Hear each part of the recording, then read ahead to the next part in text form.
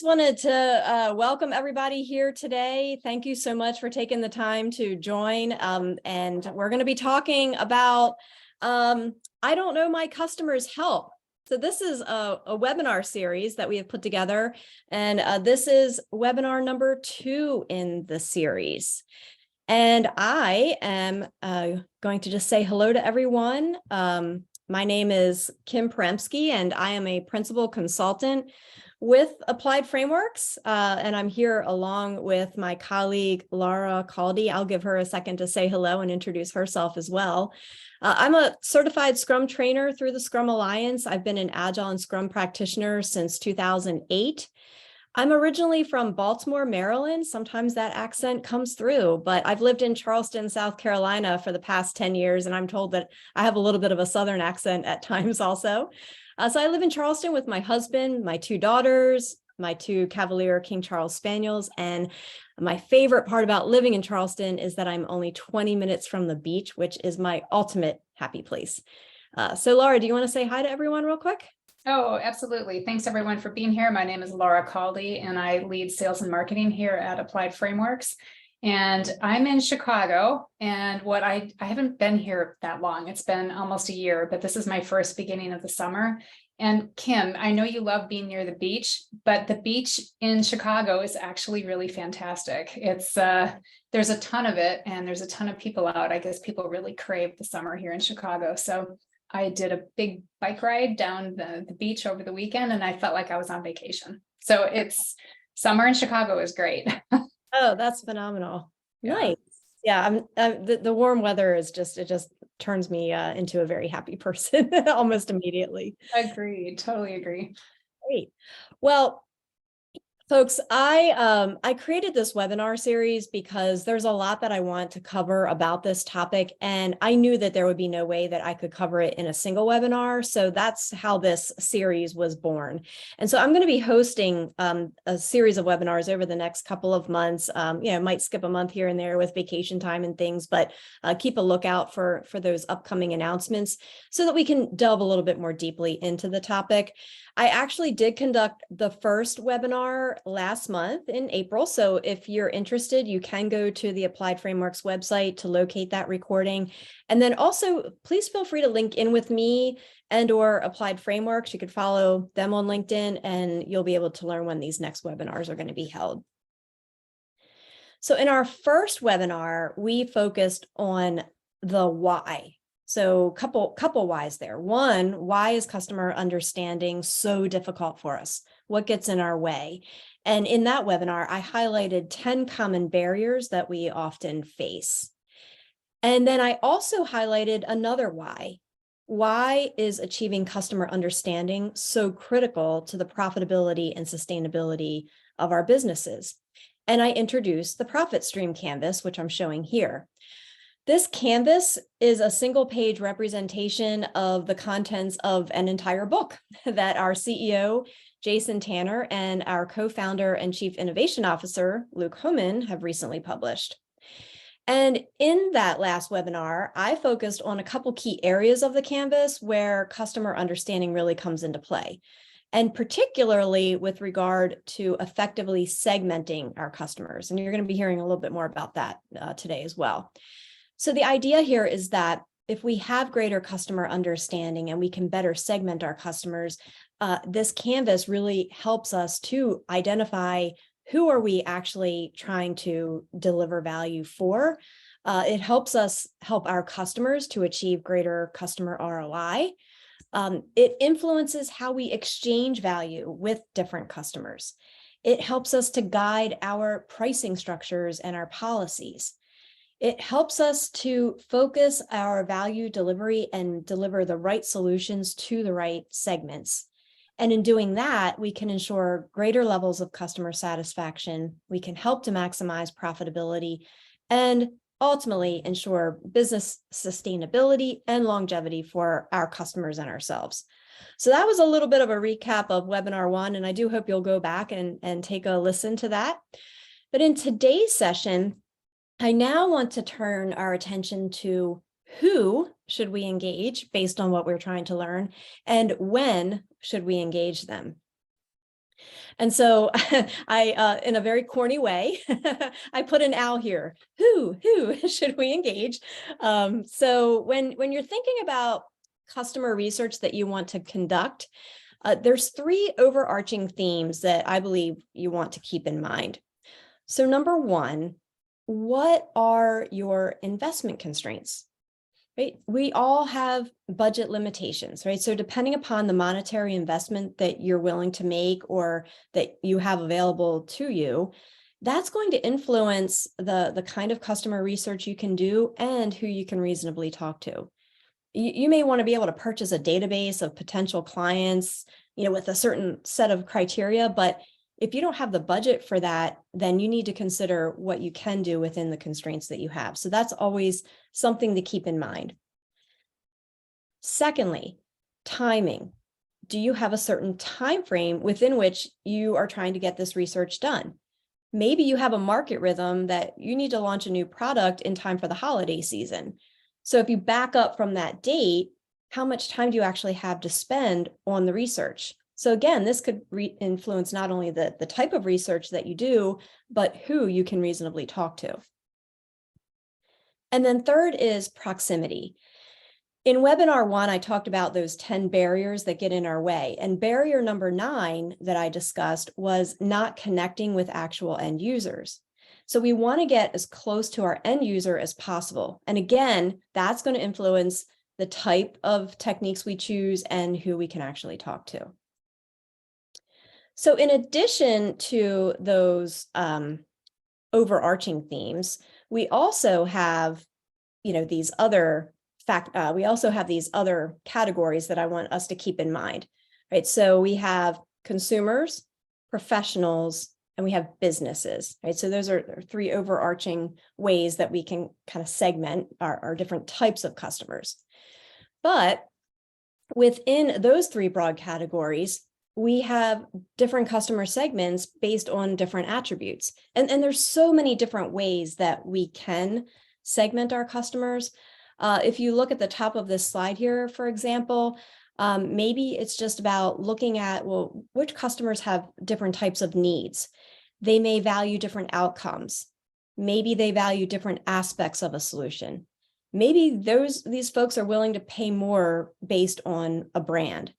Maybe they have unique sales or distribution needs, right? So these are just some very overarching categories. And then we also want to talk a little bit more about jobs that people do. This is another way that we want to segment customers. So this was one of the barriers, again, that I discussed in webinar 1, which was not effectively segmenting customers. And so I had highlighted and talked about the late Clay Christensen. He was a Harvard Business School professor, and he was the creator of the Jobs to Be Done framework. And so if you attended that last webinar, or just to kind of give you a quick recap, there was a major fast food chain. They were trying to increase milkshake sales, and they failed. They had done extensive market segmentation and focus groups, and it wasn't working. So they engaged Christensen and his team, and they actually identified that customers bought milkshakes to do a similar job, right? They hired the milkshake. So they hired this milkshake because they faced a long, boring commute. They needed something to keep that extra hand busy while they were driving. They were, just wanted to get rid of that boredom. They wanted to make their commute more interesting. And a lot of these folks that hired the milkshake weren't even hungry yet, but they knew that they would be. And so they wanted something that would keep them satisfied until lunchtime. And so in focusing on jobs to be done as a way to segment customers, you're getting away from just who a person is, and you're focusing more on what it is that they're trying to achieve. The other interesting thing about jobs to be done and thinking about customer segmentation is that there are functional jobs, there are emotional jobs, and there are social jobs that we want to consider. Now, functional jobs are very apparent, right? That's the tangible things that we're trying to do or achieve, or the outcomes that we want. The emotional jobs are very internal to the customer, right? Like, how do they want to feel? And then social jobs are more external to the customer. How do they want to be perceived by others? So to give you another example of this, so my husband and I, we recently had a pool constructed in our backyard. So again, looking forward to that warmer weather so I can enjoy that a little bit more. But my husband and I had to choose a landscaper to complete all of the finishing touches. So we had several functional jobs that we needed done. We needed someone who could plant trees and shrubbery. They had to be able to grade the lawn. They had to lay new sod. And then they also had to reinstall and kind of hook back up our irrigation system. But our decision of who to hire wasn't based merely on those functional jobs. I mean, if they were, it would have probably been pretty easy to do. We probably would have just gone with the lowest price company. But the reality was that there were some emotional factors at play as well. Right? We wanted to feel very confident in who we chose. We wanted to know that they were very reputable, use high quality products and so forth. We also wanted the job to be done in a reasonable amount of time because, like, from an emotional perspective, we were just really tired of looking at our dug up yard that had been that way for months. We also wanted someone that was familiar with landscaping around new pool construction, particularly with regard to grading the lawn for adequate drainage, because inspectors were going to be coming out and we had to make sure that that was done right. So a lot of emotional jobs happening there as well. And then from a social perspective, we didn't want our neighbors to look at a half-finished yard, right? And we just wanted that feeling of, when people saw it, that it looked like a complete project. We had family that was arriving into town for the holidays. And so we, again, wanted that to be like, kind of perceived very nicely by our visitors. So since the pool builder had a strong relationship with this one particular landscaper, it gave us a lot more confidence in hiring that company. So this pool builder and that particular landscaper, they had done a lot of work and business together, and they operated almost on a cadence. And so they aligned their schedules very closely so that as soon as that pool construction was done, the landscaper was out the next day, like had everything all ready to go. And so as a result, we went with a landscaper who could fulfill not only our functional jobs, but also our emotional and social jobs as well. And if you really take a step back and think about all of our personal buying choices, it's kind of surprising how strongly the emotional and the social jobs weigh into our decision-making process. So I've become a little bit more aware of this of late, like, why am I really buying this? It's not just for the functional aspect that I'm trying to achieve. And so going back to this whole idea of customer segmentation, you can see that focusing on jobs to be done correlates to several of these broad categories that are featured here, like things, people with different needs, valuing different outcomes, right? One person may just want, pretty colorful plants, but, we were really more valued drainage and things along those lines, valuing different aspects of a solution. Even the one here about, willing to pay a little bit more, because even though price is always a consideration, it was worth it for us to pay a little bit more for all of the other things that we would be able to get out of going with that one landscaper. And then, in addition to these broad categories, there's plenty of other ways that we can segment, right? Some of it does boil down to who folks are. There might be a geographical aspect to segmentation, a demographic aspect, behaviors, different values or belief systems even. The point here, though, is that different customer segments value different things, and we don't want to treat all of our customers the same. And we don't want to assume that we can serve all of our customers with the exact same solution. And so how can we choose which customer segments we should focus our research on? If we've only got limited budget or limited time, what can we do? How do we know who we should be talking to? So one of the ways that we could do that is by using a technique that I like to use called a weighted criteria matrix. So let me introduce a quick case study, and then I'll explain how to use this matrix as a result.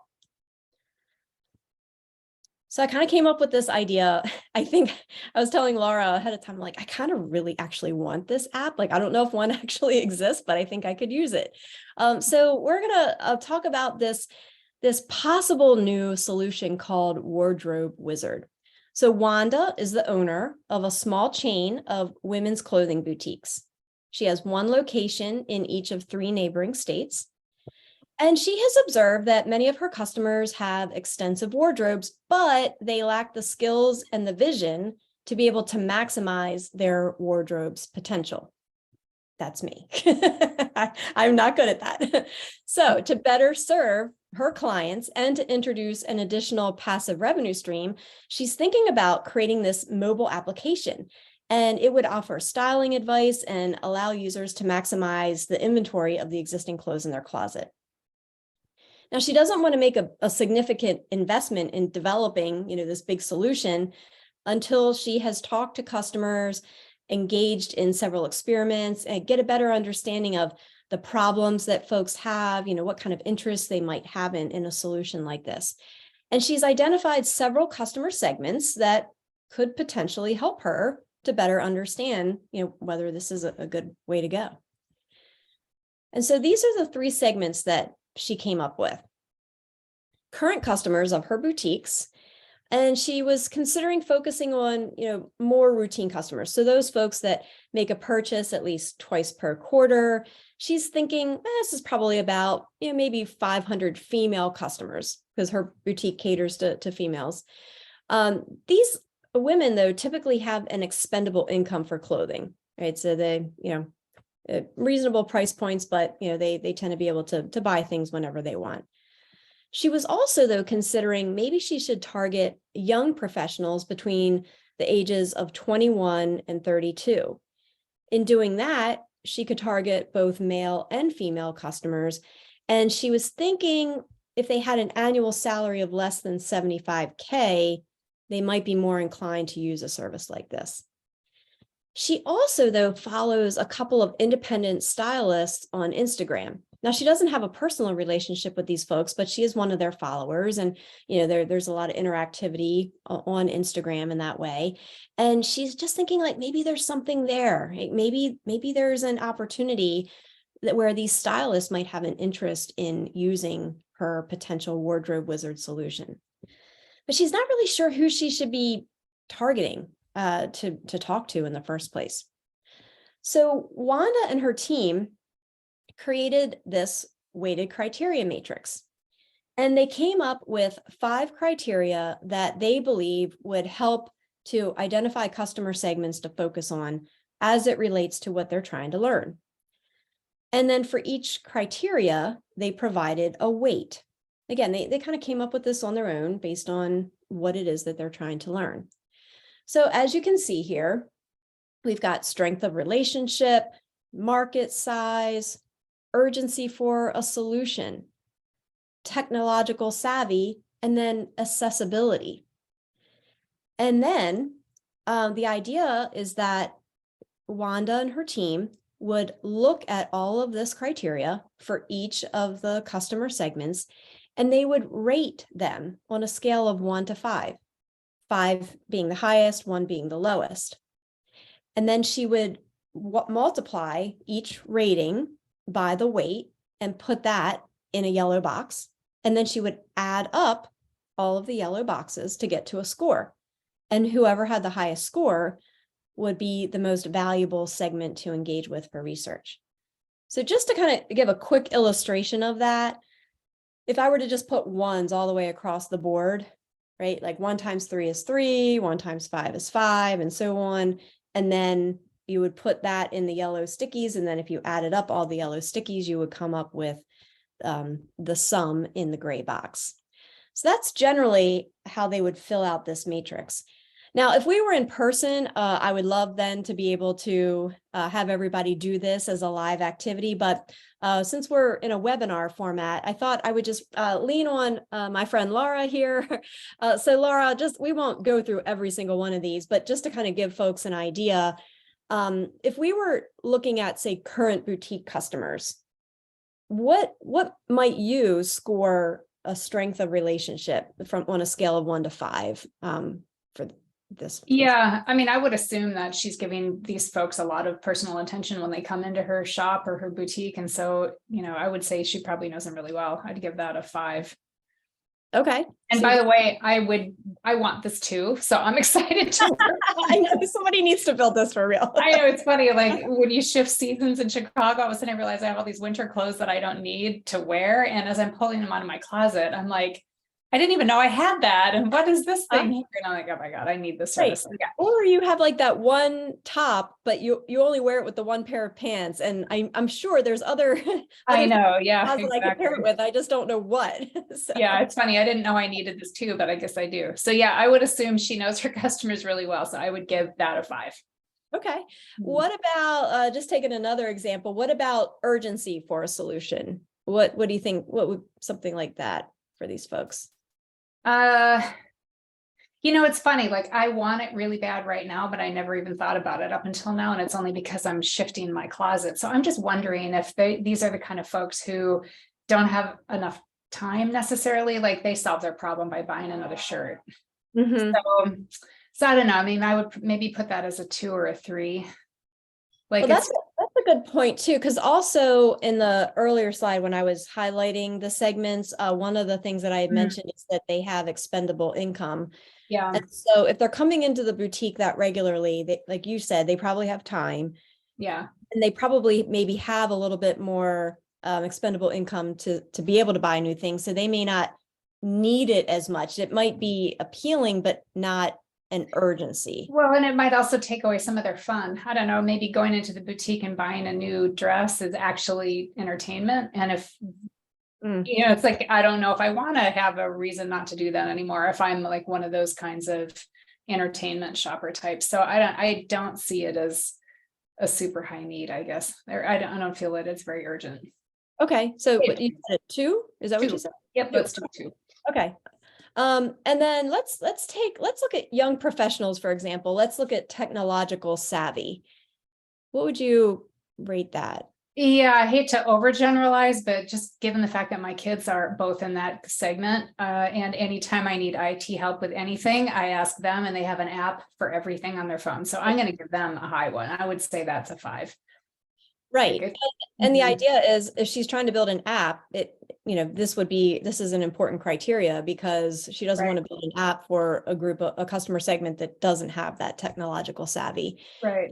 And we don't really know the demographic per se for current boutique customers, but if you were to assume that it covers a wide range of 20-year-olds to 70-year-olds, let's just say, you're going to have a much more mixed more variance there.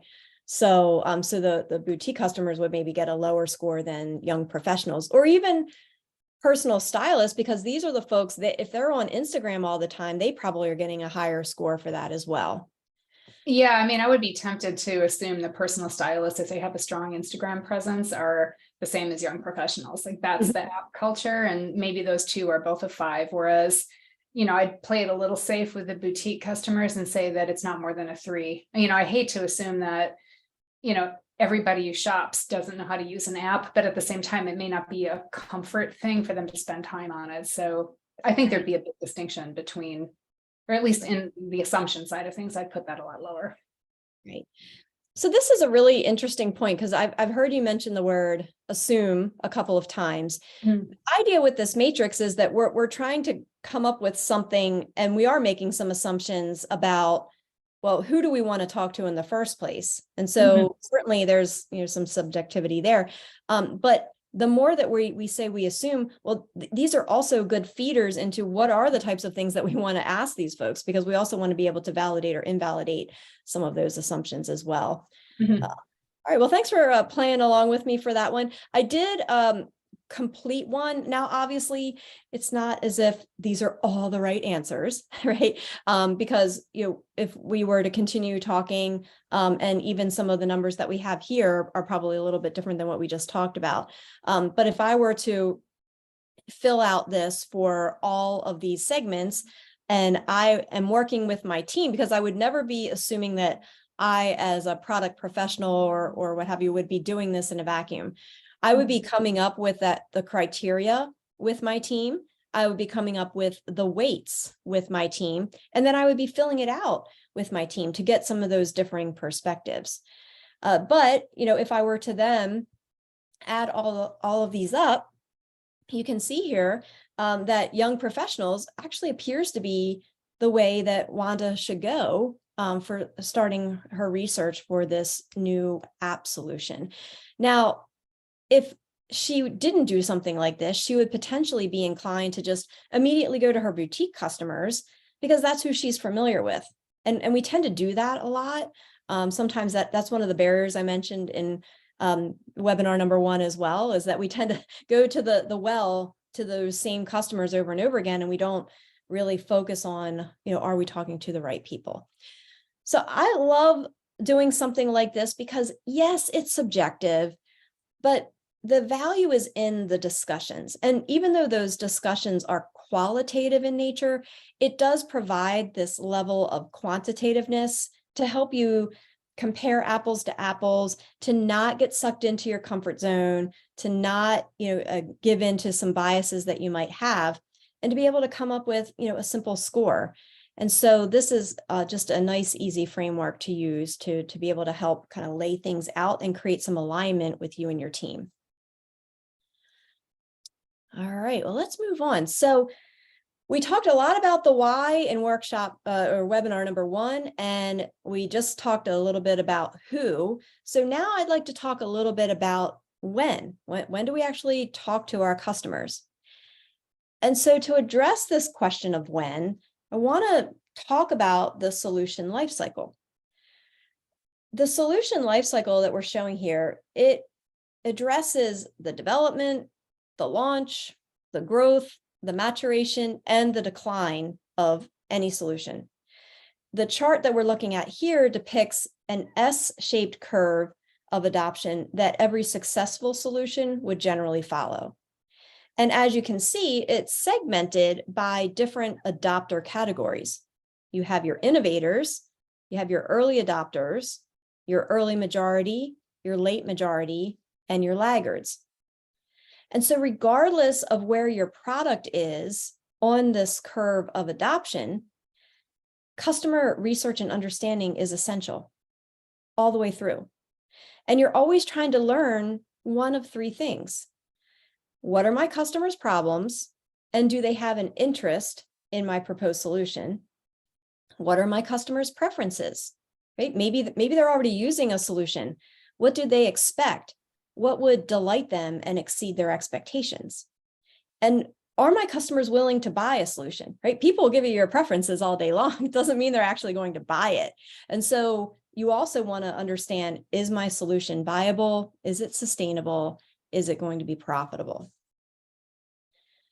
And so again, when we're talking about when, it's continuously. It's customer research is not a one and done activity.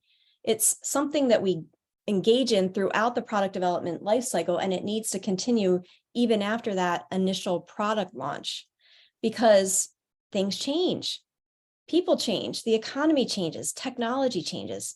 We don't want to be the next BlackBerry. We kind of talked about BlackBerry in webinar number 1 as well.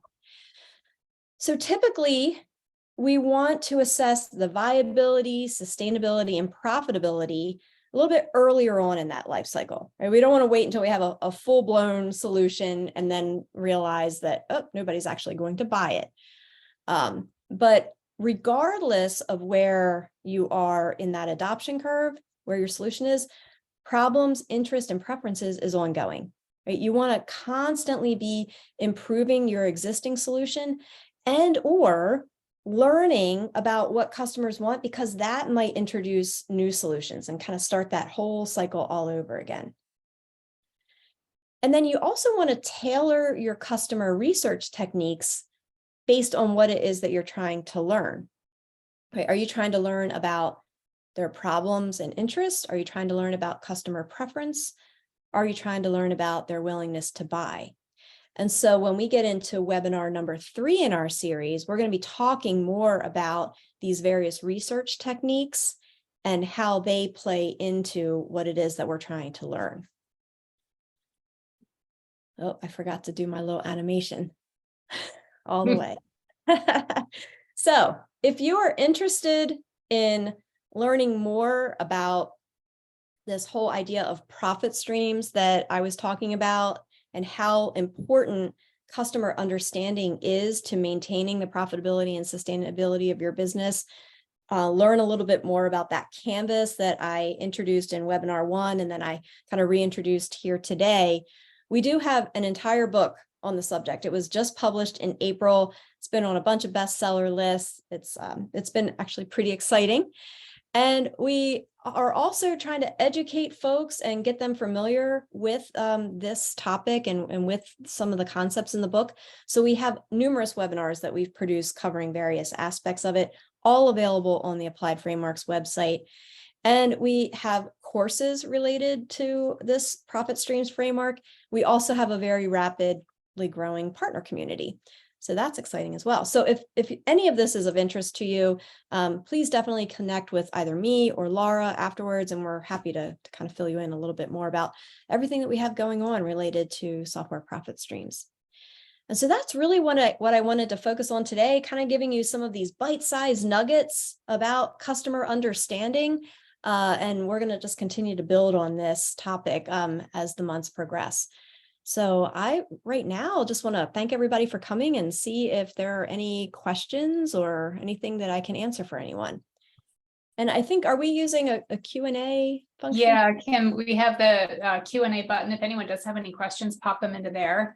And if we don't answer them fully, or if you hit us with one that totally stumps us, which I think you should challenge, we challenge you, try to do that. They're always fun.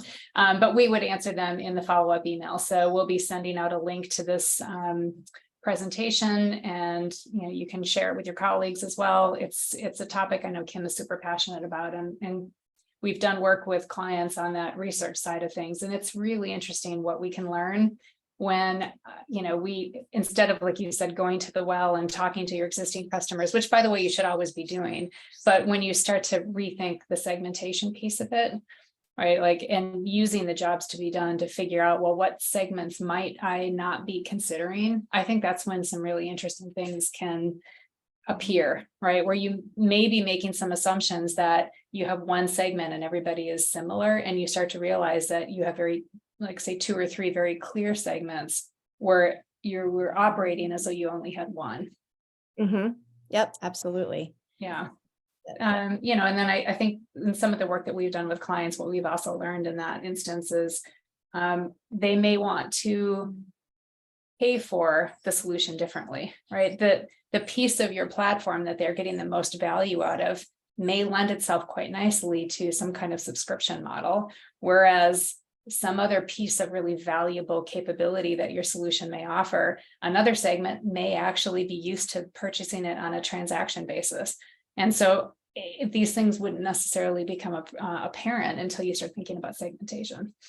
That's right. And and I hope again that folks will go back and watch or rewatch webinar number 1, because we talk a lot about the different value exchange models, which 2 of which you just highlighted, transaction-based versus subscription-based. And we talk about how important it is to understand your segments enough so that you can position your pricing and your pricing structures accordingly. Mm-hmm. And that all feeds into the sustainability and profitability of your business as well. So good points there. Yeah, so here's a question from somebody talking about how do we, and I'm going to paraphrase because I think it's a little bit, how can we use this mindset for government contracts and government people and departments when those are the customers? So this is like a B2G business to government kind of situation. It's easier to think about it in terms of making money. Mm-hmm.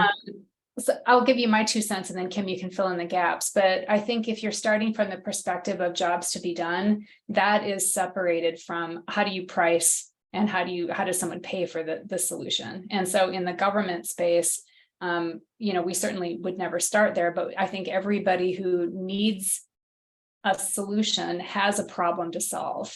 And so the user of, let's just take a an app that or a platform, say, that a space of the government would be using, oftentimes there's a difference between users of that platform. There's so many capabilities that it provides that you may have one platform that you're building for a big government agency, for example, but the intake person who's using it on the front end might have a different set of jobs to be done than somebody who's working on the back end reporting side. They're both using the same platform you're building for them, but they have a totally different set of jobs to be done. So that's where my head immediately went at. Kim, I don't know if you want to add something into that.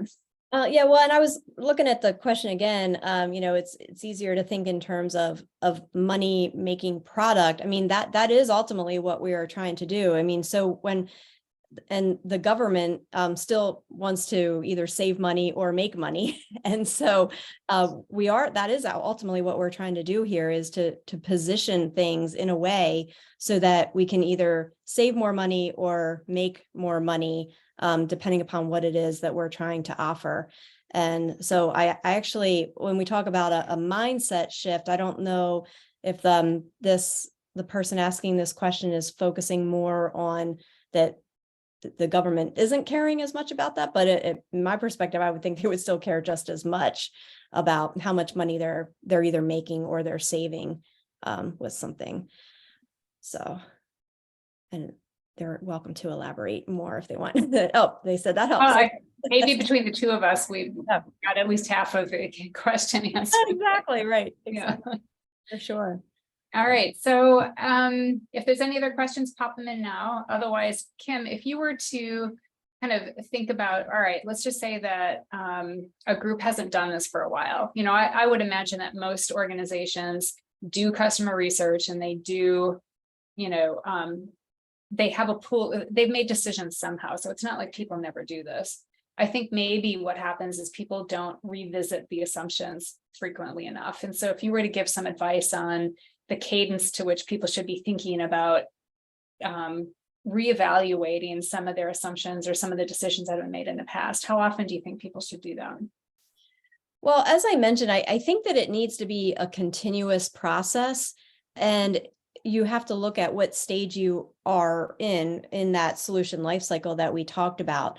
So I think, I hate to use this answer because it feels so like such a cop-out, but it really does depend. So it depends on the nature of your product. It depends on the industry that you're in. It depends on, are you a B2B, a B2C, and so forth. But what I would be focusing on is, where are you in that life cycle, and how much are you trying to either improve? Is it if it's a newer product, I would say that you would definitely want to be doing things more often, because you're trying to continue to gain that market share and so forth. And you're trying to continue to delight customers and keep that competitive advantage. Certainly, if your product is at a little bit of that later stage, you might be doing this a little bit less. But that's where you also would want to be understanding, where do I need to pivot? Where do I need to infuse some new innovation? This might be the catalyst for identifying some new solution delivery so that you don't become extinct. So I think that's what happens a lot of times, is that they just don't do it. Oh, this is a mature product, we're good, we just have to keep the lights on. Well, at some point the lights are going to go out. So I do think that, again, if you're earlier in that solution lifecycle, you should be doing this more frequently. If you're in the latter part of that life cycle, you could probably be doing it a little bit less, but you just don't want to kind of have blinders on and just think that everything's going to just be on cruise control. Mm-hmm. Yeah, that's a good point. I mean, in your case study about the Close app, right? We could make some assumptions that her boutique is not growing like it used to be. And so part of her reason for doing this is trying to be innovative, right? Mm-hmm. The passive income that she wanted to generate. And so it's a small example of that, but yet maybe the motivations were the same. All right. So the answer is do it on a cadence. Don't do it never. Right. The cadence can vary, but it has to be built into your planning and road mapping, that this is something that you would consider. Right. And again, thinking about what it is that you're trying to learn at those various stages. So just because you have a customer segment that you're focusing on at one point doesn't necessarily mean that that's the same customer segment that you want to focus on the next time, because you might be trying to learn something a little bit different. Mm-hmm. Good point. Yeah. All right. Well, I think we've answered the questions. You've answered a couple that I've had as well. Any last words that you want to leave folks with before we wrap for the day? Um, well, attend the next webinar. We're going to be talking about some various techniques that we can use to help us with our customer research. I think that next webinar is going to be scheduled in July. Got a little bit of vacation time planned in June, so right, we all need a summer break, right? So so I look forward to seeing some of you again in July, where we'll continue on with this series. So thanks again for joining, everyone. I hope to see you again soon. Thanks, Kim. That was really helpful. And thanks everybody for joining. Great. All right. Take care, everyone. Bye-bye. Bye-bye.